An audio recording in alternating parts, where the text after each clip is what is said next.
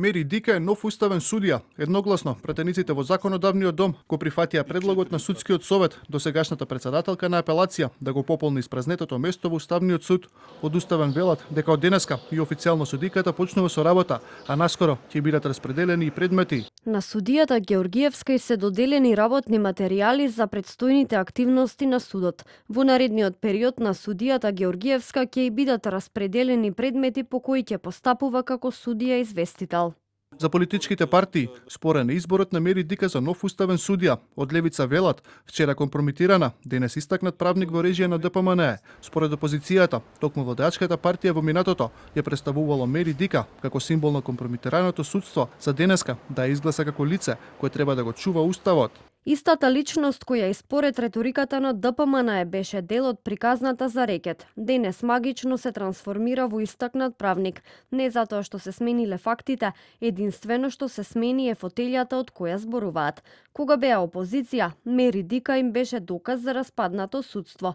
Денес кога се на власт, истата Мери Дика им е доволно добра да одлучува за уставноста на законите и да ја толкува највисоката правна норма во државата. Реагира и од Либерално-демократската партија. ВМРО ДПМН со 64 гласа ја избра судиката од случајот рекет, позната по пасошот за шопинг во Милано, на највисоката правна функција во државата.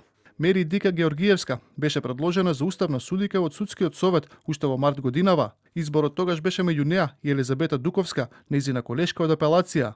Мнозинството членови на Судскиот совет, како одлучувачки фактор во изборот, тогаш наведува дека Дуковска нема непрекинат стаж како редовна судика од 20 години, како што бара законот за Судски совет. Името на Мери Дика излезе во јавност за време на судењето на Бојан Јовановски, кога беше повикана да сведочи во предметот рекет. Судиката тогаш откри дека е кума на Боки 13 и дека во една прилика, заедно со него, неговата мајка и возачот биле во Милано. Нејзиниот пасош тогаш бил искористен за поврат на данок за работи кои ги купила мајката на Јовановски.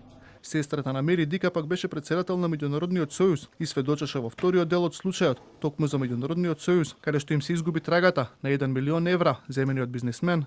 За неполна година, двајца судии си заминаа од уставен. Во декември минатата година, професорката Јадранка Дабовиќ Анастасовска поднесе оставка поради здравствени и лични причини.